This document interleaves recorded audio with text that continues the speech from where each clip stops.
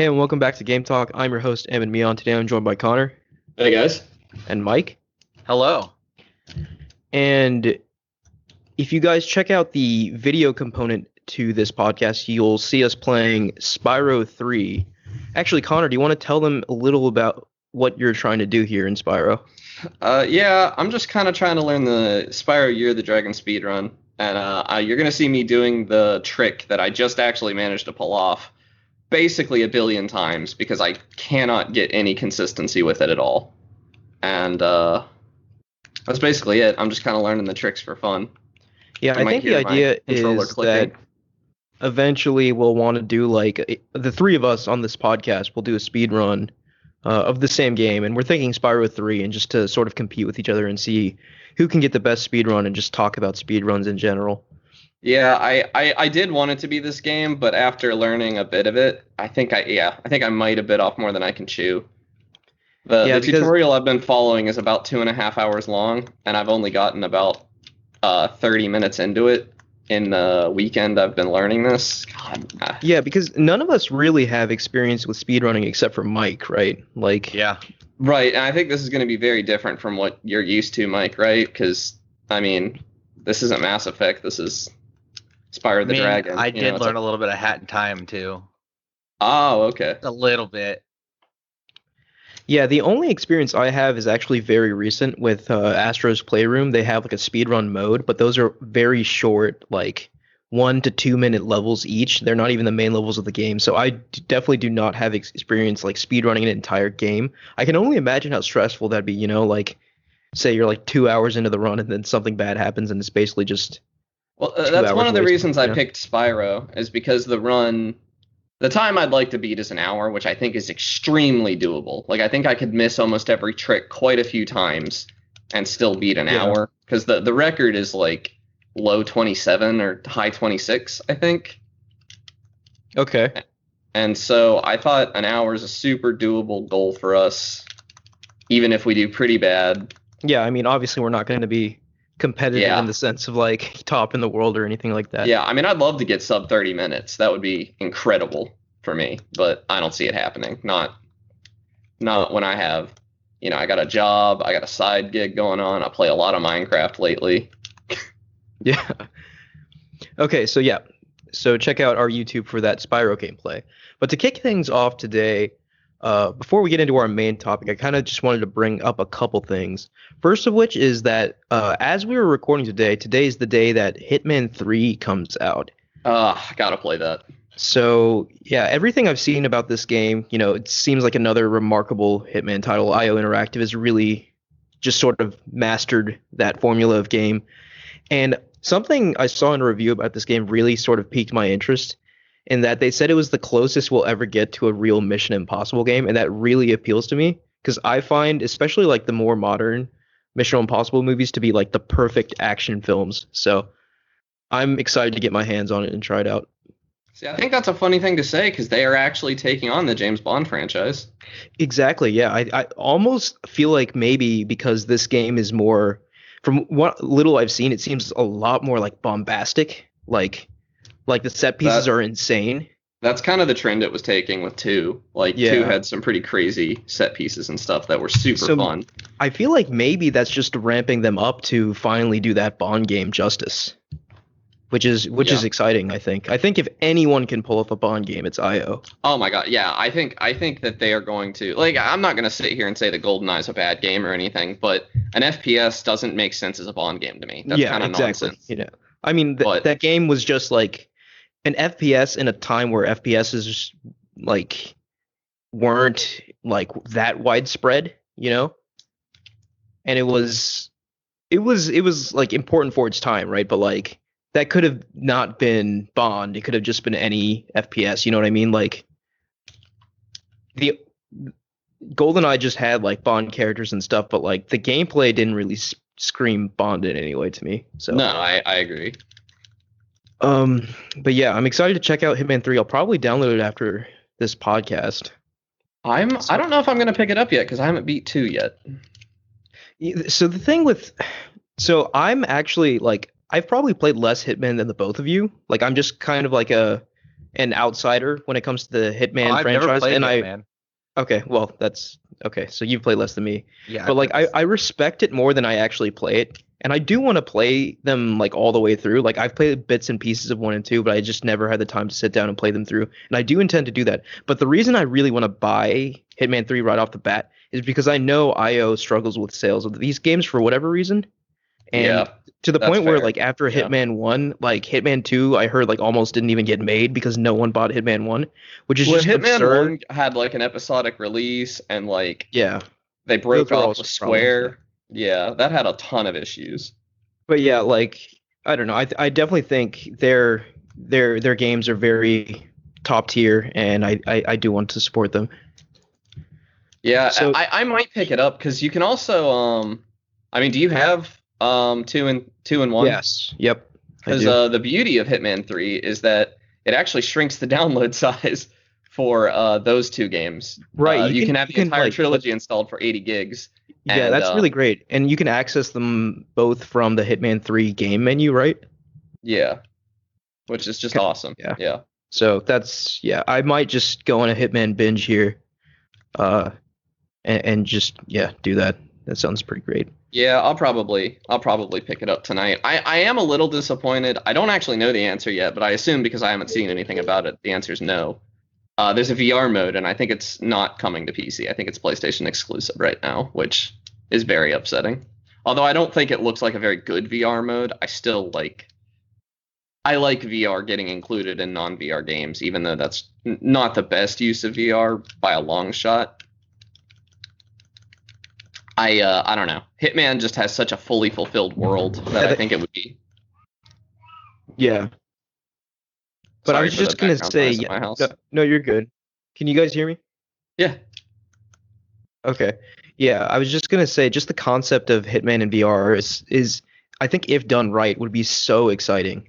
But again, we had this conversation last week a bit, like doing things right in VR to the point where they're like viral. Still, that doesn't happen enough yet. So Well, I I do. think releasing a next gen game with a VR mode exclusively on a console that doesn't have its next gen VR yet, Right. that's a colossal waste. But I'm sure, Sony funded this VR mode, I'm sure, and like they probably weren't certain on the timing of when it was going to come out.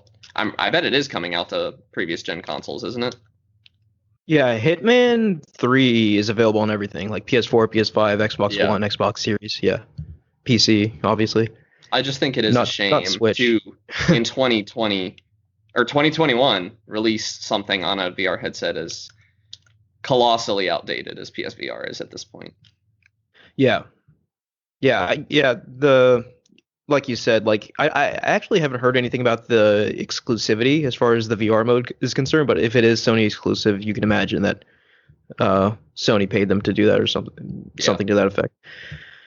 But yeah, I just kind of wanted to get that out there. I'm excited for this game more so than the other two, just because from what I've seen, it's like the perfect mix of like that Hitman gameplay mixed with like Uncharted X-esque set pieces, and that's sort of what I'm looking for right now. Yeah, for sure. I don't know. Uncharted-esque is a stretch. I'm sorry it's taken me a second to respond to things occasionally. No, 'cause I'm a understandable. little focused. Yeah. Yeah, I mean, like, I think Uncharted-esque is a huge stretch for Hitman, but well, kinda. okay, let's be fair. I don't think any game quite does set pieces like Uncharted, but like, Yeah, I mean, I feel it like the evokes closest is the new notes of Tomb Raider Uncharted to me. games, but Yeah, even they don't match it. But Hitman doesn't have set pieces quite like that, in my opinion. I missed it. all right. So yeah, just wanted to get that out there. I think Mike, you have some more words about Cyberpunk. You want to air your grievances? Oh god, I'm so sick of the negativity. Like it's like I don't know anymore. Like anytime a game releases and it's not what people expected, it's met with immediate negativity for people who will never play the game. Yes. Like you saw that with Last of Us, even though there were valid criticisms, it was demolished in a storm of people who will never ever play the game. And Yeah, thank God nobody on this podcast is guilty of that. Yeah, thank God we're not guilty of that. I'll play it eventually. It's in my backlog. So My- Mike, the thing with Cyberpunk is yes, that's happening with Cyberpunk 2, but do you think it's also because of the performance issues? It could partially be because of the performance issues, but a lot of the criticisms levied are levied not even because of performance. Because people, again, I'm not even going to defend CDPR. They did a little No Man's Sky with it. Hmm. I And- honestly think what they did was arguably worse than No Man's Sky. Because No Man's Sky ran pretty well. It just didn't Yeah. do some things. Yeah, I think I agree, especially they when you promised a hear lot about. of things in Yeah. Cyberpunk that just weren't pushed through. But at the same time, we got to get rid of this negativity. It wears on you really fast.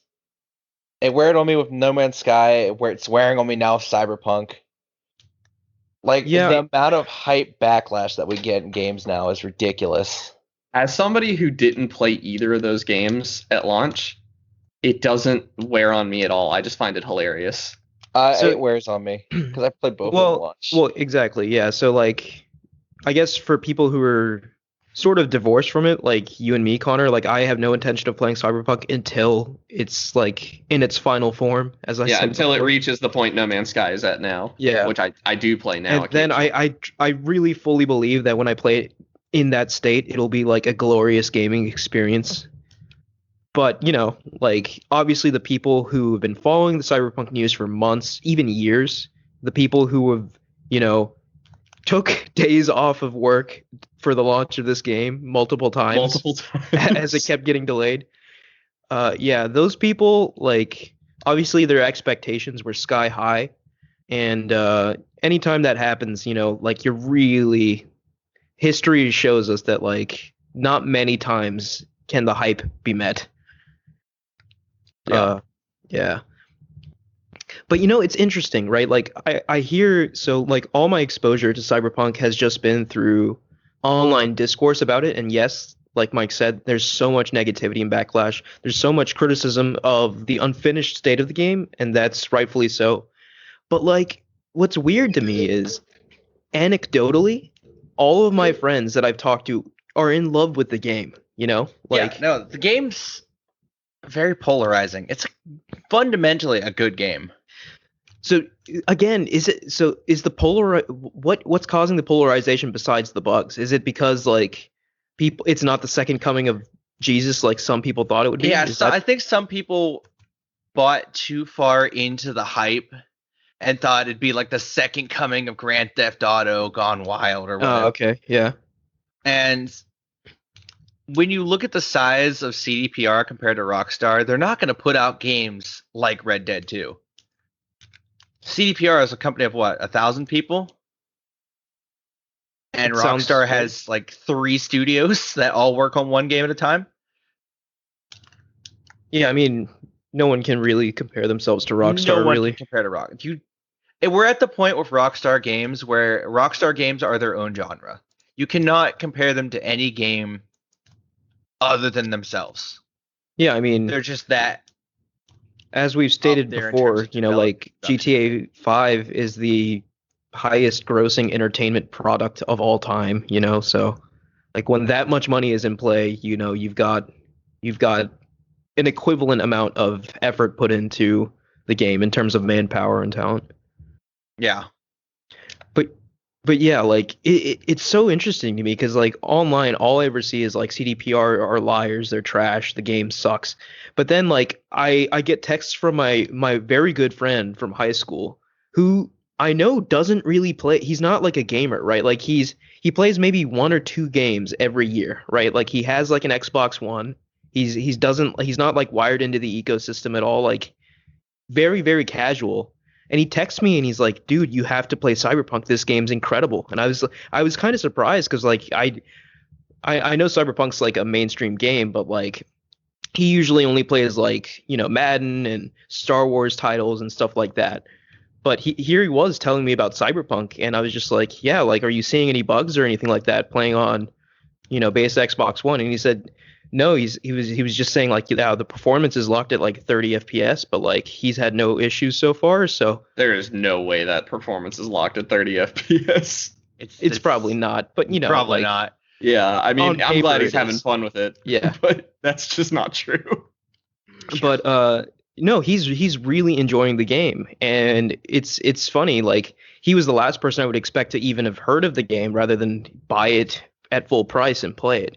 And he's just one of many examples. Like my other friends who play games regularly, like I still see them like all on my friends list and stuff playing Cyberpunk and really enjoying it. So and it's just interesting to me that dichotomy is there. Like just locally, like in my circles, like if that was all I had to gauge things off of, everything's fine. But like second you go online, it's obviously a completely different story.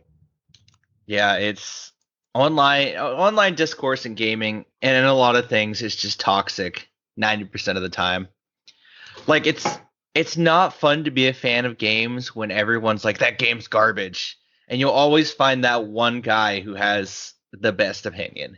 It's really weird, like I wonder like if someone like really looked and studied it, right? Like obviously you see kind of similar things with like people in sports teams, but like I feel like gamers just take it to a weird level, like where they line up, they defend their side for like for what? Like what does it matter to you? Like what is it what do you Well, gain by being I like think Sony fanboy or Microsoft fanboy? a big part of it is our investment. Like, I want to say that PC is the best platform to play games on because I spent like $2,000 on my PC, and if I'm wrong, Yeah. that's $2,000 I've wasted. Yeah. And same, people spend $600 on a game console, or even $60 on a game. That's a much bigger investment than the like Exactly, $10 yeah. you spent to go to a theater and see a movie. Plus Yeah. your time investment. You're somebody who spent 150 hours playing Cyberpunk, and Very you see true. somebody saying that was a terrible game, and that is indirectly that person is saying that you've wasted 200 hours of your life. Like, that's not fun to hear. Those are great points. Yeah, like I don't know. Like part of me just wishes like we could divorce ourselves a little bit from our personal investment into a game or a product and just look at it critically, but I know that's not really I possible. mean, I feel like I can, but I have more spending money than a lot of people do. So like, Yeah. I don't think it matters True, that I yeah. can do that. It's not impressive. It's just that $60 isn't worth the same thing to me that it does to other people. I'm blessed enough to have, that I can buy Hitman 3 today because I like the company and not because I have any intention of playing the game today. Valid points. Yeah. Yeah. So I have a hard time blaming anybody. is what I'm saying. Yeah, okay.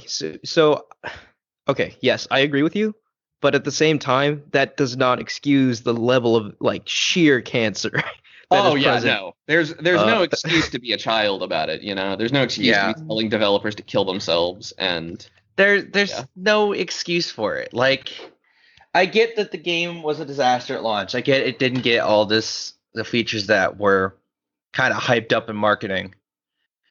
But I always read people who have no idea about game development, think they know about game development.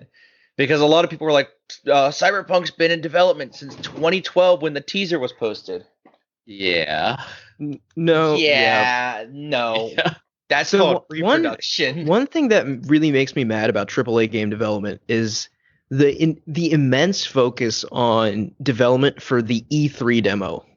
Like sometimes these developers spend months or even like a year or two prepping for an E3 demo to show off a vertical slice of the game and then haven't really built anything else for the rest of the game. Yeah. I think the case was similar for Cyberpunk, right? Like the slice they showed at E3, that was just built for E3, right? Then they took chunks of that obviously and incorporated it in the main game, but like I don't know, like it's the focus on marketing and making things look shiny even if they aren't really shiny is just so immense, I guess, because that's what generates the most money, but it almost is never like the most truthful way of presenting things. That's far from exclusive to the AAA space, though. I mean, I developing for Spectrum. Mhm. Remember me and Gabby, like, trying to figure out what we could show, what we would wall off before our demos and everything, and it would be like when you're working Right. while also trying to get your degree and stuff, a weekend is a very long time to spend on something like this, and we would do that. We would spend a weekend like getting our game ready, even though pretty much everything we did that weekend was going to get thrown away. Okay, yeah. Yeah, so I get it, right? But like at that point there's like I feel like people who are invested in the industry, right? Like obviously casual consumer won't really care that what they showed at E3 isn't reflective of the final game. But like at least at this point, if you've been in this for a couple years or so, you should know that like E3 doesn't equate to like you'll actually be playing this when the game comes out. Yeah, And I think but because the E3 demo of Cyberpunk was so polished and mind-blowing, like I heard about that E3 demo for, eons after that happened. Like that's what really brought the hype for Cyberpunk. Before there was hype because it was CD Projekt Red. Their Witcher 3 was immense, and now they're making this insane Cyberpunk game, right? But, the hype was solidified by that demo. And yeah. that all sort of crashed and burned. Yeah, but that hype, I mean, that hype made them a lot of money. I have a hard time faulting them for doing it, And I do think that eventually, I mean, obviously the executives are at fault here. I don't think anybody is doubting that. But No. well, nobody with a brain is. But God, I think that game is eventually going to live up to that E3 demo. Yeah, and so I have a I hard think so time. too. Like if we just judge CD Projekt by their history, we should know they're good for it, right? They'll do it. It just sucks that, like I think we've said the same thing for the past like 2 or 3 episodes. This game should not have come out last year. Yeah. But yeah, Mike, so overall you're enjoying it, right? Yeah, from what I played. Yeah. You mentioned you actually only put like 20 hours in it? 22. I'm waiting on a new graphics card. That way I can stop playing Okay. at 720. Yep. Understandable. Yeah. What are you getting, out of curiosity? 720 on medium, I'm getting 60. That's not what I meant. I meant graphics card. Oh, I'm getting a 1070. My Nice. little brother's upgraded his computer, and I'm just stealing the graphics card out of it. I feel that. I'm still waiting on my 3080 to get here. It'll be a while. I'm still waiting for the 3070 to be available to purchase. Dude, you should have ordered from that dude when I sent him to you. I You should have. probably have it by now. The 3070 is less rare than the 3080. Is it really? I think so. They made more of them. I'm pretty sure. Yeah, I mean, I really wanted the Founders Edition, but I guess it doesn't matter too much. You're not going to get a Founders Edition, my guy. But doesn't Nvidia restock those? Yeah, but you're going to be waiting. I have a feeling by the time you could get one, they are not going to be restocking it anymore. Oh man, okay. I know they look nice, but I wouldn't wait. Well, yeah, I'll figure it out.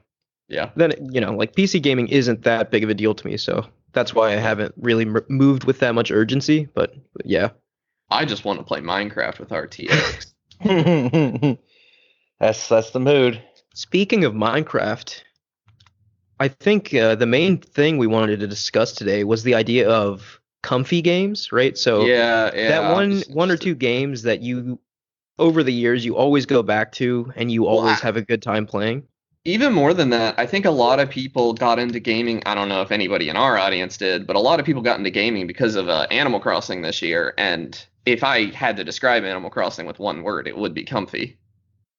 Yeah, so that's interesting. So I think we were thinking about it in 2 different ways, which are both completely valid, of course. But like when you said comfy games, I was actually thinking of something that you return to over the years that like you reliably play, brings you a tremendous amount of comfort. Yeah, have fun with, But like obviously, there's also a genre of games like Animal Crossing, Minecraft. I would argue Stardew Valley, Harvest Moon, that are literally just comfortable to play. There's no very little stress in them.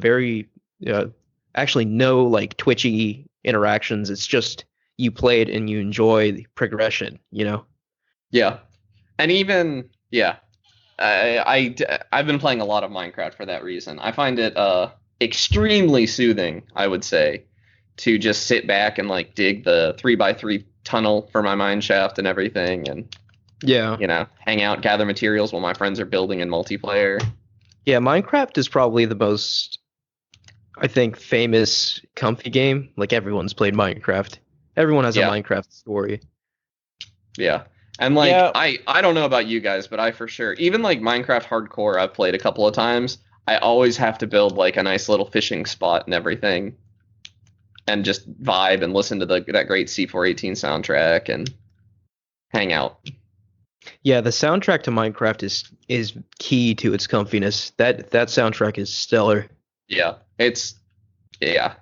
It'll lower your blood pressure. Yeah. Yeah, you could prescribe that soundtrack. But yeah, like so comfy games to me, obviously Minecraft is one. Maple Story for me, I guess. Yeah, I was going to say, well, I think returning MapleStory, to. not just for you. I think MMOs are extremely comfy in general. And I think that's intentional because they want you to feel at home in those worlds so that you'll spend more time in them. And so MapleStory has that killer soundtrack, and then, that obvious, it's weird to say MapleStory is probably the most like twitchy, comfy game that I play. Like, see, I find speedrunning Spyro 3 extremely comfy, even though my hands hurt at the end of it. Like, I love the soundtrack. Stuart Copeland hit it out of the park. I find these graphics super charming. And like, I played it as a kid, so it's got this lasting impact on me. It's super nostalgic. But also it's just, I mean, if you're playing it casually, it's not a very hard game, but it's pretty twitchy in the speedrun. Yeah, I think N64 era 3D platformers also have that charm for me. Like, I can boot up, I know we disagree with this, but I could boot up Banjo-Kazooie anytime and just feel at home playing that game. I was going to say the same about Ocarina of Time and Super Mario 64. Yeah. And obviously, like, a big part of that is nostalgia, right? Like, because we played those games in, like, formative years growing up. Yeah. So, yeah. I think for sure. I think there are a lot of kids who will be describing Super Mario Odyssey the way we describe Super Mario 64 very soon. Yes, I agree with that completely. Mike, do you have any games like that? So my comfy games are a little weirder because I love just like chilling out and playing strategy games. Yes, I can agree with you there too. So like right now I'm super comfy just playing Hearts of Iron 4. Like there's something comfy about just winning World War II or like conquering the world. It's just something comfy about it. Like I can agree with that. I mean, Civ 5 stressed out definitely gets you. It's not an RTS, but Civ 5 gets you into that comfy, complacent mindset that can make your entire life melt away. Yeah, Civ 5 and Civ 6 like do that to me. They're very comfortable to play, but like there's also a danger element to them because I will sit down to play like a round of Civ 6 and then just not get up for like 8 hours. Like that's happened before. So yeah, it's Civilization to me. Yes, it's comfortable, but it's also like hypnotic, I guess is the word. Yeah. Well, I think hypnotic is like a key part of a comfy game in some part. Yeah, I guess. Because you can't argue that MapleStory is not hypnotic. Yeah. Too hypnotic, I would argue. Did I ever tell you guys that about the story of my friend who will go unnamed that like straight up just got addicted to MapleStory? Yeah. That culminated in him stealing his parents' credit card and charging for like hacked items that got him banned like a few days later. You've definitely told me about that. I don't know if you told the story on the podcast. Yeah. That's rough.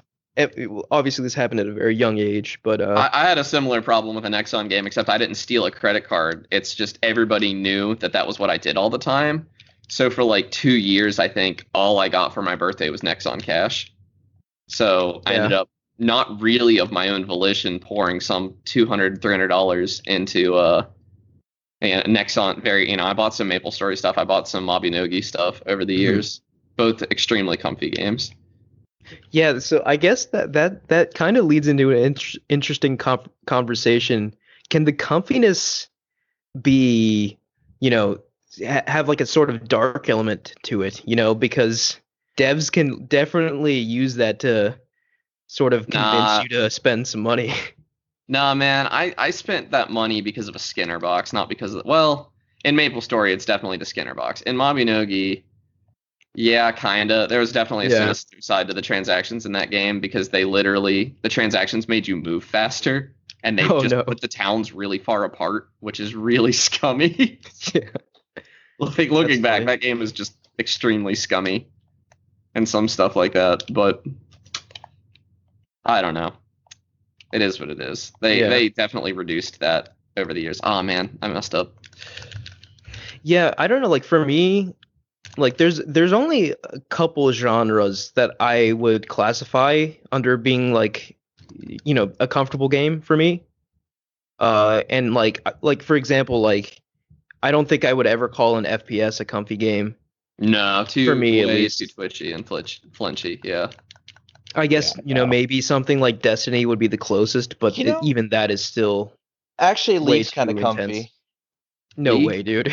No, there's no way. If you're playing ARAMs, it's kind of comfy because you're literally playing by luck of the draw.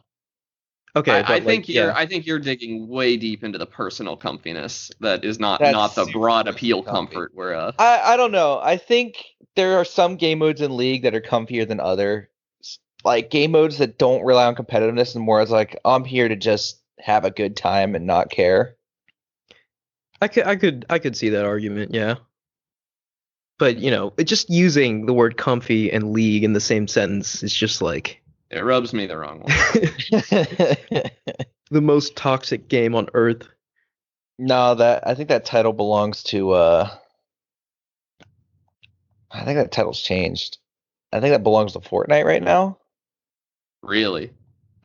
See, Fortnite definitely appeals to comfiness because I don't know, like the nature of battle royale, right? Like I'm always on edge on a battle royale, like no matter what it looks like, no matter what it plays like, I definitely think there's an aspect of Fortnite, like they have all those side missions and stuff that you're doing around the map, or you're just kind of existing, and like they hold concerts in it. That's pure comfy. Well, okay, so I've never actually checked out that mode because it's all the same mode. Interaction with Fortnite. You're in the same mode. You're just not playing to win, basically. Like if you buy Battle Pass, you get like little missions and stuff that you have to do around the map during the round, and like that's super comfy to do. I think they changed that though. Really? That would be a huge they changed their Battle Pass system. Another I guess franchise that is super comfy to me and that I always get every entry to is Pokemon. I can objectively and critically acknowledge that Pokemon has a lot of problems, at least where like innovation is concerned, right? But like that critical part of my brain doesn't matter at all when a new Pokemon game comes out because I know how much I'll enjoy it just by virtue of the fact that it's a Pokemon game. Do you? Yeah, I wish I could still get that out of Pokemon because I totally get what you're saying. Yeah. But I rage too hard at Pokemon these days because I hate Game Freak so much for ruining the franchise. So ruining the franchise, like I understand they don't innovate at all, but they make them objectively worse with every entry. They don't just not innovate; they remove features that people like. They do remove features, but they also add other features. I mean, yeah, they take out the Battle Frontier, which was like one of the most loved features of all time, and add watching your Pokemon walk around in a camp without being able to really interact with them at all. I will argue, yeah. So they do seem to take away like actual like gameplay / progression features and replace them with like fluff features. Yeah, fluff features that you're not going to get time out of. Like, Yeah. yeah, like Pokemon ME did not increase anyone's like. But here's the playtime. thing, like you and me can argue that, right? But like their sales tell a different story. I think Sword and Shield was the best selling in the franchise, right?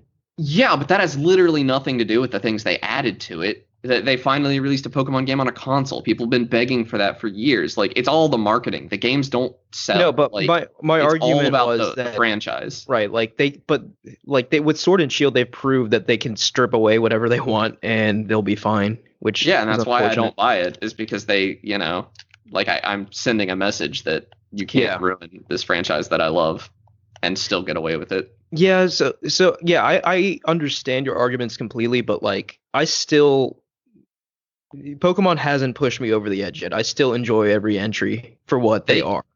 If they could release Pokemon Red reskinned every single year and still like break sales records every time, I guarantee it. Yeah, it's Like, Pokemon. yeah, no one cares. Especially Like, everyone- Pokemon Red. Red, like Yeah. obviously everyone loves Gen 1. I don't care for Gen 1. I don't like any of it. I What's- like the designs and everything, but I don't think the games are that good. I don't play Fire What's Red. your favorite generation? Gen 3 probably for nostalgia purposes, Yeah. but if I'm picking a favorite game, it's Soul Silver, a remake of Gen 2. Yeah. Okay. Yeah, I just wanted to bring up Pokemon because I think that franchise is unique for me in that even new entries can evoke that sense of comfortable nostalgia for me. It's got at a lot least. of comfy potential for me potential. that they yeah. squander. Yeah. Because I mean, like, just look at the graphics. Like, Sinnoh. Sinnoh is probably, it's an incredibly comfy region. You got that area with all the Too much all the water. Connor. windmills and Too much water. No, Gen- wait, that's that's Hoenn. Hoenn. Yeah. yeah, good try. Unova also had a crap ton of water, if I remember properly. I have not played those ones. We're getting a that Gen. was when I, as a child, realized Pokemon was going down the toilet. we're- Yeah, you're we're right. We're due getting way for- off track. I was just gonna. No, I was gonna say we're due for a Gen 4 remake this year, but we are. Yes, also I'm getting excited off for track. that. Oh, I got the skip. This is the hardest one I know how to do. Good luck. I'm not But yeah, actually- I think Mike, you were actually going through your comfy games, and then we got super sidetracked. Do you have anything else you want to spotlight? I know Map you play games are up Valorant. there. Valorant. It's not a comfy So game. so that's not for you. Okay. Ooh, I haven't played Valorant in a while though. I think I just got. Oh, bored sorry, with not it. Valorant. Warframe. That's what I meant to say. Warframe. Yeah, no, Valorant I haven't played in. yeah, Valorant's Warframe is probably the definitely shooter way- that has yeah. the most comfy potential. Warframe is definitely a comfy shooter because you can just, depending on how you could play it, super sweaty and shoot your guns, or you could just press the 4 key on your keyboard over and over again and get the same results. Really, Sounds a lot like MapleStory. you could just get you could either be sweaty or comfy. There's a lot of in between on both of those, and I love it for that. Yeah. Like sometimes you just want to relax, so you load up a defense in Warframe and just like grind meaninglessly through mooks until you get bored and decide Yeah. I'm done. Yeah, I think for me the biggest thing that indicates to me that a game is comfortable is the absence of stress, right? So like I'm never stressed or pressed when I'm playing a Pokemon game. I'm never like that when I'm playing MapleStory. I'm never like that when I'm playing Civilization. Well, yeah, I don't get stressed when playing Civilization. I get way too into it, but I don't get stressed. It's when you start playing games with, I think, consequence more and more than that you move away from that comfy nature. Yeah. I honestly, okay, there are some situations, this might be very unique to me, but there are some situations where stress immerses me a little bit more, which increases the comfiness. Like I find Minecraft Hardcore extremely comfy, but that's partially Hardcore, because I isn't am that, far like, more, if you does die, you your- lose the world. Yeah. That's I would be on edge the whole time. See, I find it super comfy because I don't care that much, and like I'm more, I because I have to pay extra attention that results in me being more immersed in the game, and Yeah. so that increases my comfort because I'm just noticing the small stuff. Like when things go well for me, I care a lot more. When things go poor for me, I care a lot more. I don't know. Yeah, I don't know. Like personally, I think that would be like any threat of like, losing your game save or like character progression is just that would take me out of my comfort zone for sure. See, that just goes into us. I like roguelikes. I do not mind losing progress. So Yeah. Yeah, I don't know. Like I wonder it's definitely a difference in like I guess personality where I feel like there always has to be progression for me, Like otherwise I feel like what I'm doing is pointless. Which I know that's not the case, right? But that's just how I, I would feel when even I play say those games. I find late game Noita, like when you go on those like 18-hour runs or whatever. I've never actually done 18 hours, but the really long Noita runs, they get comfy eventually because you kind of get into a rhythm of like just kind of killing everything instantly and looting, and there's not a ton of risk of death at that point, and you're just kind of exploring this world, trying to roll the dice over and over to get the perks you want. Yeah. That's how it feels in a lot of games. Although I've seen a lot of criticism of Noita because to a lot of people, Noita is one of those games that you require like a PhD in like astrophysics to actually fully understand, and the game obfuscates a lot of info. But Yeah, that's what makes games like it those took me fun. 40 hours and a wiki to get to the point that RNG wasn't the only determining factor. Yeah, That's crazy. I I do like games that don't like pull punches, but sometimes you can obfuscate real well, and it's just not worth playing the game. To be clear, early game Noita is not comfy at all. I mean, yeah, I get it, right? To be fair, like the more you play a game, the more comfortable it becomes, right? Like obviously like I guess tying it back to speedrunning, like a speedrunner who speedruns like say Mario 64 would just find playing the game probably pretty comfortable, Yeah, like when I was first learning this trick and like went 100 tries without ever getting it, that was not comfy. That was frustrating, and I was sitting there like, man, are we even going to be able to like get past level 1 in this speed run? But now I get it like 20% of the time or something like that. I don't know. I hope nobody runs the numbers on this episode. And like, I don't know. It's not too bad to load a save state over and over and try to build muscle memory. I kind of like just sitting here putting on some music or putting on a stream or something, kind of zoning out and just letting my hands do it and my brain be totally somewhere else. Yeah. And then you do something like that.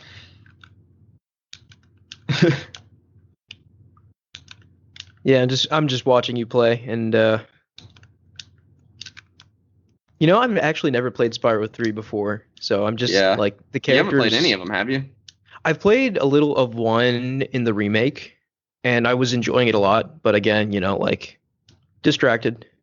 But 3 is the comfiest one for me, but that's mostly nostalgia. I don't mind 1. I think it's an okay game. It definitely doesn't have anything on 2 and 3 though. There's way more to do in 2 and 3. Yeah, okay. But yeah, I think I've basically given out my comfy games. Do you guys have any more you want to list, or are we ready to move on? I know RuneScape is extremely comfy for a lot of people. It does nothing for me. But we had a couple feel we'd of be our remiss not to say it. And couple of our Discord members talking about that last night. Shout out to Ryan and that other guy. Yeah, RuneScape. I don't know. Like I was definitely hooked into RuneScape when I was younger, right? Like late elementary, early middle school. Like that was like all I played, and that was like the perfect. I specifically remember like mining rune essence, and then like 10-year-old me thinking like this is the most zen-like thing I've ever done in my life. Yeah, that's exactly the same as like digging the 3x3 hole in Minecraft for me. But yeah, like since then I've tried to go back and play RuneScape, and I just could not get into it. Yeah. But for some reason, I think reason, a lot of that is your friends aren't there anymore. Because I've tried to get back into Mabinogi a couple times, and it's just seeing. But what I was about to say, for some reason, I did get back into MapleStory, even though I don't really have anyone that plays that. Well, I you only don't have, play like, it in a one way friend. that would be compatible with friends playing with you anyway. But to be fair, I feel like MapleStory just encourages that too now. They just encourage you to like level up as fast as you can. And Yeah. then like at the end of the game, like then things open up and more like team-based activities open up, which is kind of backwards, I think. But Yeah. I don't think know. I think that's that's pretty common in like WoW yeah, too. Like I you do think your that's the way questing and then you get to MMOs max level and I think that's the way MMOs do things nowadays. yeah. You're supposed to like make friends along the way to help you get through the story, and then you get to the end and you've got your friends, and I don't know. You've got your friends. You got anything else, Mike? Not really for comfy games. Okay. Uh, let's move into what we're playing. I can go first this week, Okay. which it's funny. I've actually been playing Pokemon Sword. So I felt the urge to play Pokemon, right? So I took out my Switch, booted up my save, and I was just like, yeah, this post game stuff isn't really doing it for me. So I deleted my save and just started again from the beginning. And I'm really enjoying it. You know, like we ragged on Pokemon Sword and Shield so much in the months leading up to its launch, and rightfully so, I think. Like what they did to the Pokedex was pretty inexcusable. But just taken in a vacuum, like I'm having a blast just chilling out and catching Pokemon and playing this game. And I think one big positive for this game is the gym battles. I think this game does gym battles better than any other Pokemon game, really. Because in the Galar region, like Pokemon gym battles are like considered like a sporting event, right? So like you've got like packed stadiums, you're wearing your jersey, and you go out onto the field, and there's like a cheering crowd watching your gym battle, and it's just such a cool feeling that I don't think the other Pokemon games really captured, right? Yeah. In the I other agree with Pokemon that. games, you just sort of walk into a gym, like everyone's just standing around, you beat them all, and then you leave. There's a lot more like theater and pageantry to the gym battles in this game, and I think that's really cool.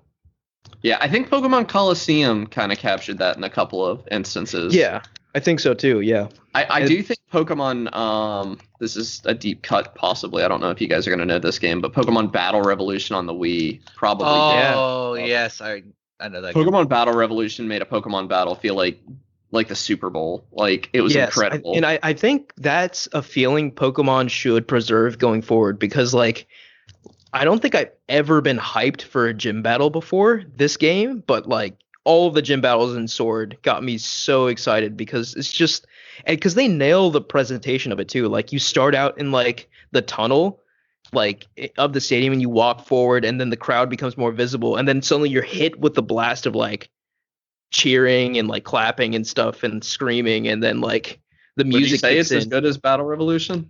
Because if so, I'll buy that game tonight. Probably. I to be honest, I haven't like I've only seen Battle Revolution, so I don't remember how the competitive like stadium like battles go in that game. Could you Battle maybe? It was all competitive, like stadium like battles. Like it was you would connect Diamond or Pearl to it and import Okay, your yeah. team. And then the Battle Revolution, I think, is like the name of the island you're on or something. And it was kind of like a whole other battle frontier, basically. Yeah. Except it was on a console and everything and had like, good for the time 3D graphics. And there would always be like an announcer announcing every move and stuff. And like, Okay, yeah. kinda- So they had different there is dialogue. no and unfortunately like you there's could no literally hear the crowd cheering the whole time and stuff. yeah. And like So you can hear the crowd in the gym battles in Pokemon Sword and Shield, but there's no announcer, right? Because there's no voice dialogue in Pokemon still. that's a mistake. So that's unfortunate. I- Yeah, I I would think have the been announcer fine, would add yeah. a lot. Because I loved Pokemon Battle Revolution. It also had really good character customization. Yeah, and actually Sword and Shield have great customization too. Like there's various like clothing shops and hair salons in every single town, and you can like buy different clothes and different hairstyles from different towns and really sort of customize your look, like down to like down to the smallest article of clothing. Like you can customize your socks, you can customize your shoes, shorts, shirt, backpack, sunglasses. I do like that. Yeah, so How's the DLC? Yeah, so that's actually another reason I went back to Pokemon Sword, because I had never played the DLC, and I started. So like the DLC can basically be accessed whenever as you're playing the game. The second DLC, it's definitely like recommended you do like post game because the Pokemon are super high level, but you can go there whenever you want. And from what I've seen, like it's pretty cool, right? Like they basically add 2 more wild areas to the game. Yeah. So the wild area, I think, was the most impressive part about Pokemon Sword and Shield, right? Like, especially because you had that collaborative element in the wild area. You could team up with your friends and catch like Dynamax Pokemon, or maybe even try to hunt like a legendary Pokemon. And they added more of that, which is really good in my opinion. It also has like that dungeon mode, right? And the Crown Tundra. Yeah, I don't know I haven't really gotten to that yet. Like I've just barely checked out the Crown Tundra, and that's like you should go there like post game because like everything's like 60 plus over there. Mm. So like that's the one that's kind of got me interested enough. But there are 2 things stopping me, and that's that like I'm not sure I have it in me to play through that baby game, to get to that point. I really don't know if I have it in me. And I also, am I going to spend $90 on a game that I just spent an entire podcast dumping on? Like, probably not, huh? So, the price point is definitely an issue, right? Like, Nintendo games hardly ever get discounted, and like, I don't think Pokemon's really worth $90. Mm-hmm. But I do think that like, for all the ragging we did on Sword and Shield, like, obviously before it came out, like, I think it's really grown into a pretty solid game, especially because the expansions have added back a lot of the missing Pokemon. So I think this game supports the majority of the Pokemon now. It should support all of them, of course. But like it's been fully integrated with Pokemon Home, which is like the new version of Pokemon Bank, right? Where like you store your Pokemon in a cloud server. Where you can spend like $10 a year or whatever to have Nintendo give you a single kilobyte of storage on a server somewhere. I mean, it's stupid that you even have to pay for it, but like it costs like a very low amount of money. It's like $5 It's $5 a year, I think. Yeah, I think so. But yeah, Pokemon Home does support, obviously all Pokemon, right? So like even if you have like the 1 or 2 Pokemon that you really want that you can't bring into Sword and Shield, you can keep them in there and hopefully bring them into a future game. Yeah, I think a lot of the Pokemon missing right now are Sinnoh Pokemon, and people are thinking like with the release of the Sinnoh remakes, that'll complete the decks. Right. But yeah, like it's interesting because like I think buying the expansions, like obviously it expands your Pokedex too, but I think it inserts Pokemon that weren't there in the base game, like rather than just putting them in the DLC regions, right? So like the variety of Pokemon you encounter is much higher. You also don't have to buy the DLC to be able to put those, like if you have those games in your Pokemon Bank, you don't have to have the DLC to get those Pokemon. That's really cool. I didn't know that. I don't think that's really cool. I think that's the bare minimum they could do. But, yeah. Well, yeah. But, knowing Game Freak, I expected the opposite. Yeah. But like I'm surprised at how much I'm enjoying Sword. Like the biggest thing that stood out to me this time playing through it, and I have like 5 or 6 gym badges. The biggest thing was the gym battles, like really kind of get me excited. And I think they're really well done in these games. And I think the designs are decent, right? Like obviously Gen 1 through I think 4 probably are the strongest. But I think, Gen 8 Galar Pokemon are better than 7 and 6, I would say. Which I think 7 and 6 were pretty atrocious design-wise. So yeah, I can't agree with that, especially since in Alola they introduced like the Alolan forms. The Alolan, okay, all the Alolan Pokemon are cool. Like, but other than that, it was iffy to me. I do like, so they continue that sort of theme. You have Galarian Pokemon, right? And most of them are Kanto, right? But not all of them, which is good, right? Like there's I think one even from like Gen 5 that has Galarian form. Oh, that's really cool. That's very inclusive. Yeah, very inclusive. But like, yeah, you've got like Galarian Weezing, and he's hilarious because like his smoke like forms like a mustache and a top He hat. becomes a proper British gentleman. Yeah. Is what he becomes. He does. Yeah, a bloke. Proper a bloke. Oh man. But yeah, we've got Galarian. Let's see. I think the expansion added Galarian Slowpoke and Galarian Slowbro, Galarian Slowking, and he's like psychic and poison type, which is kind of a unique typing. They've also got like Galarian Ponyta and Rapidash. I think they call the evolution something else, but it's like a fairy type and it looks way different. And I don't know. I like the idea of Pokemon that live in different regions evolve and exist differently. It's kind of neat to me.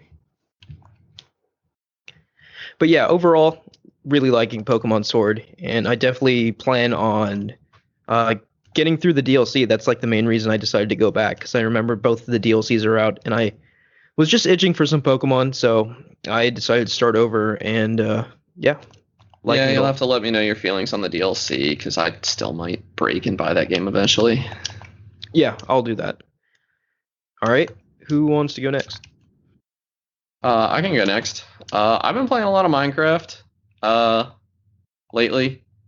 It's what kind of inspired me to want to talk about comfy games this week. I'm just really into Redstone right now. I've always been super into like the automation mods and stuff in Minecraft, but because I've always played those, I've never actually messed around with the vanilla stuff you can do with Yeah. Redstone. And it turns out there's actually some like pretty interesting stuff you can do. I'm kind of I'm not super good at it. I mean, I will say I honestly find like the computer engineering courses I took in college where I was actually building computers on a breadboard were easier than Redstone to me. That's funny. But I still really enjoy it. And like, I don't know, the hard part about Redstone is like getting it to fit in places and stuff. Yeah. Or like just, you know, not shorting the Redstone out, basically. Yeah, I find it Redstone to me, like It's I finicky. always found it really fascinating, just from a theoretical standpoint, but like I never actually played with it myself. Like I never when I play Minecraft do I really experiment with Redstone at all. It's just kind of there for me. But like, yeah, that's cool that you're diving I into find it. it super fun. Like there's all these like actual practical things you can build, and there's also like I'm having a ton of fun building things that are like almost practical. Like I have down in our mine, I'm playing with a couple of friends, and down in our mine I put a chest, and the chest is connected to an item elevator. So like if you put items in this chest, they get sent to a chest upstairs. The problem is that it is much faster to just go upstairs. But if you don't feel like it, and like nobody's in urgent need of those items, you can just chuck them in that chest, and they'll be up there waiting for you when the time comes. Okay. Stupid Yeah. stuff like that. I'm just having a ton of fun building. Some of it's a little more practical, like the number of books you have around an enchantment table changes the enchantments you can get. So I'm building like the one I have right now takes and adds books. 15 is the max. So it takes and adds books 5 at a time, but I want to build one that has like 2 buttons, and like one button increases the number of books, the other button decreases it, and like Yeah. maybe an extra button to max it out or something. And I So will that- say that, like, I think Redstone's fantastic in that I think it's an excellent gateway for children into, like, thinking in binary, thinking like a computer. See, And- that's where you're wrong. I thought that too. Really? Redstone is not binary. Redstone has it not? signal strengths. Yes. Oh, it Redstone does? has signal Really? strength between 0 and 15. I thought it was just on or off. Nope. 0 and 15. Yep. Wow. It is. Okay. Far more complicated than I once thought. I personally, all of my Redstone constructions I've built so far use it as a binary on or off thing. But like there are things just that on or like, off at one point, right? Surely. I don't know. I think all that That's how I mattered was whether it was remembered on or off at one point, but it always, I think, only went 15 blocks. But now like the actual like which block you're on matters for how much signal you get from it. So I Okay. just use a repeater to instantly boost my signal to 15. But you can do stuff like how full your chest is. That chest will give off a different amount of redstone signal. So like, Wow. yeah. So there's like you a can wait. capacitative element to it. So you can like check whether or not a chest is full. If it's like sitting in a minecart or something, you can wait until that chest is full to launch that minecart or something, for instance. I'm not doing anything like that yet. I will Okay, so, probably use yeah. because that 15 is an awful happy number when you're building the bookcase thing that I'm building, that Yeah, that really kind of blows my mind. That blows the door open even more on what's possible. But there's like That's people building wild. like flip flops and stuff where you can like save information using redstone. Yeah. And like I've built combination locks before. That was one of my favorite things to build when I was younger. I thought it was super cool to like build, even though like obviously you have to kind of suspend disbelief for this to be useful at all because it's Minecraft and everybody could just break your blocks or whatever. Right. But I always thought it was super interesting to like put a combination lock before you could get to my valuables chest when I would play multiplayer. Yeah. And like just going back to my earlier statement, yeah, like maybe okay, so it's not binary at all, but like it still helps you think like an engineer if you're playing around with that stuff. Certainly, and you can treat it like it's binary, which I am right now. But Yeah. signal strength. Well, signal strength matters in computer engineering, but that's getting into extremely complicated stuff. So Yeah, that's super cool. Like I didn't know that about Redstone. yeah, Like I'm actually I always watched like those insane videos where like people like program like Pokemon Red entirely in Redstone, that's and they not use more something called Redstone. like They use the- command blocks. It's kinda command cheating. blocks, right? They use that in conjunction with Redstone, right? Yeah, but it's they're not like building a Game Boy in Minecraft. They're programming an emulator or something in a command block, Yeah. essentially. Command blocks are whack because apparently you can even like pull information from the internet using a command block. Like I saw No way, somebody really? that built a subscriber counter in Minecraft. That's crazy. I think, yeah, I couldn't tell How's if it that was real possible? or not. Yeah, I don't understand it. I couldn't tell for sure if it was real or not. I mean, if the scripting language is like good, then yeah, I get it. But But yeah, I don't know, man. besides I really want to put Redstone- up a public Minecraft server though, and like, Yeah. if I do, I'll probably shout it out on the podcast. I won't give the I'll probably give the Discord away for it. I don't I'm probably gonna vet people. I'm not just gonna put the IP out there because I'm not gonna have like administrative tools or anything. Mhm. But we will see whether or not that happens. Because apparently you can't connect to a dedicated server other than a realm if you're on console, which sucks. Because I don't want to pay for a realm if I can avoid it. I may, if I end up going with a realm, I'm probably, if I was gonna do it on my own PC, I was just gonna like take donations. Like if somebody wanted to throw me 50 cents or something to help me pay for electricity.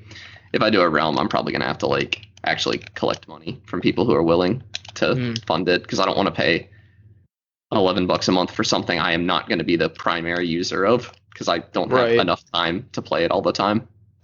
So are you currently playing like on a server with friends, or are you just solo We're Minecraft just- experience? I'm playing with friends, but it's just my friends playing on an Xbox, and we just only play when Uh-huh. we can all three hop on. Right. Okay. Yeah, Minecraft, like I've talked about Minecraft a lot on this podcast, and like I said, everyone's has Minecraft stories. It's just one of those games that the stories sort of just write themselves when you play There's that so game. many different ways to play it too. Like I've noticed, like the vibe is so different based on like the context of the multiplayer you're playing in. Like for instance, we're playing where we all like. I'm not a huge builder, so my buddy Tyler is doing most of the building. My friend Whitney is doing most of the exploring, and I'm Yeah. doing like a ton of like strip mining. I don't know if strip mining's the word, but like digging tunnels and stuff and mining that way under our house while she goes Yeah. out and explores caves. That's super more. fun. Yeah, and Yeah. then we just meet up at the end of it and like, we'll go into the nether together for the hard part and like we're all gonna get together and fight the Ender Dragon. But if I put up that public server, it's a totally different vibe. Everybody's gonna have their own house. Right. And like I've been watching Ross O'Donovan just put up something called Epic SMP, and it's like a ton of YouTubers. It's kind of like trying to ride the hype of like everybody playing Among Us together. Mm-hmm. And he's like added a ton of YouTubers to a server, and they're using the create mod, which is another thing super interesting. But I'm not going to get into that too much. But it's just I was watching Gus Johnson play on it, and like just walking around and seeing like cresting a hill in Minecraft is always interesting. You never know what you're going to find. But Yeah. in multiplayer, like on a bigger server, like you could just crest a hill and see like a castle that is like nothing you've ever seen before, or like a mansion, or in his case it was a KFC, I think, or a Popeyes. I can't remember. But, like, it's just incredible. Like you The never know KFC what you've you're never gonna see. seen before. I mean, and it worked. No, it but, had like- it had an automatic chicken farm on it, and you could just go grab some chicken. That's so cool. No, but I Yeah. really like your comment of how Minecraft multiplayer can just have completely different vibes depending on who you're playing with, right? Because like when Yeah. I play with my friends, right, like it was so interesting because like we all sort of sectioned off and did our own things, right? We made, makeshift houses and settlements and stuff. And then it just turned into this really weird like Game of Thrones-esque series of like betrayals and alliances. Yeah. And like eventually we all met at like a round table and like peace was almost achieved, but then one of us brought like TNT to it and blew up the whole thing, and then it ruined all the peace talks and we were all like at war again. Yeah. It's just See, I don't know, things like that. That's why I kind of want to don't do any moderation, because like stealing is a scummy thing to do, but it also does kind of make the game interesting. Yeah. No, it was Yeah. super fun. And then I also remember I think I mentioned on the podcast how we implemented like the hunting game, because like someone like after like when everything was peaceful, one guy was still like stealing things. So we straight up just assembled a squad to like hunt him Yeah. down to the ends of the Yeah. earth and just killed him like completely. And Yeah. so then like that was just so much fun because like we had like maps and we were like tracking him and like all these things. So we just made hunts a regular thing, like, I would be the hunted, everyone else would be the hunter. I had like a 20-minute head start to hide and gather supplies and stuff. And like we made a game out of it. It was super fun. Yeah, I can't wait. I mean, I don't want to say that Microsoft is mismanaging Minecraft, because I don't think that's really fair. I think it is insane that they have been working on the scripting API for as long as they have, and like we don't really have anything to show for it. Because the mods you can make in Java and stuff, if that was possible on Bedrock, like the world opens up, Yeah. Like people making other I think people already do make other game modes and stuff for Bedrock. I'm not really sure. So what is Bedrock exactly? Is that the console version? Bedrock is the Windows 10 version, the console version, and the iOS and Android version. And all Okay. Bedrock and Nintendo Switch and stuff, and all Bedrock can play multiplayer together. So that's the reason I'm playing on Bedrock, even though like the Mhm. mods and stuff I want are on Java. It's because I Yeah. want to play with my buds. It's more fun that Yeah. way. You know what's really weird? Did they take away like those multiplayer mini games? Because I remember like recently I tried to find them with my friends and we couldn't find them.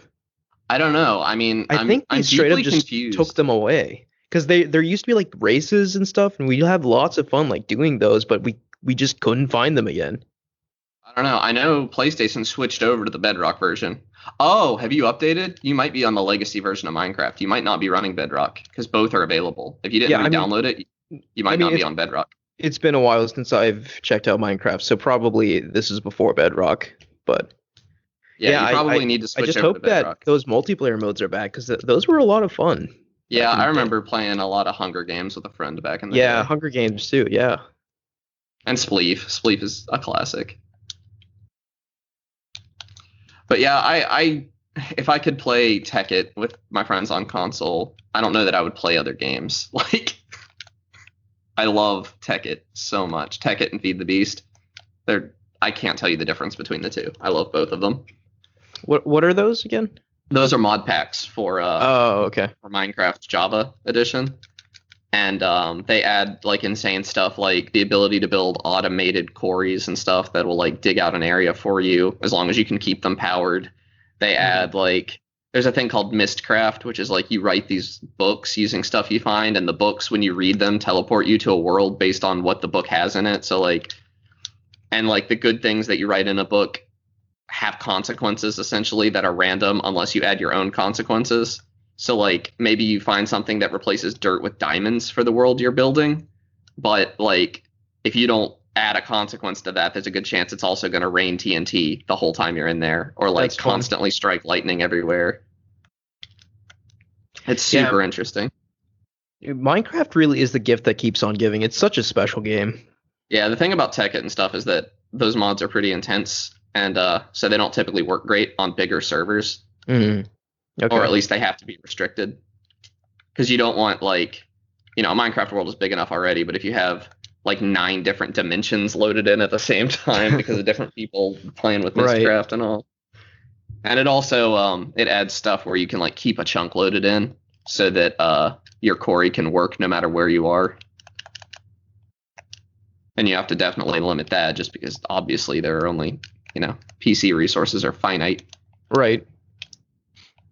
But I love it so much. I think Hytale is maybe going to capture some of that. I'm excited for Minecraft to have some competition. You say PC resources are finite, right? But like I wonder what would happen like if some billionaire with nothing better to do just got like the most disgusting AWS servers and just created the ultimate Minecraft world, Like Yeah, that would be it pretty would be. cool. I mean, there are engine limitations at that point as well. But All right, yeah, Mike. Well, I guess I haven't really been playing much. I could talk about Phasmophobia because I put almost 100 hours into that game already. Sure.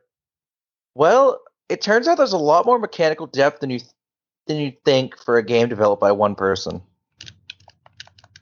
Because there's a lot that goes on behind the scenes that determines what the ghost will do, when it'll do it, why it'll do it, what evidence you can grab from the ghost, if the ghost is going to be awful or not. It's just so much going on behind the scenes and so much like math. It's bonkers for a single person indie game to have that much. Yeah, I'll tell you at least from my perspective when we played Phasmophobia together on our like Halloween episode or whatever.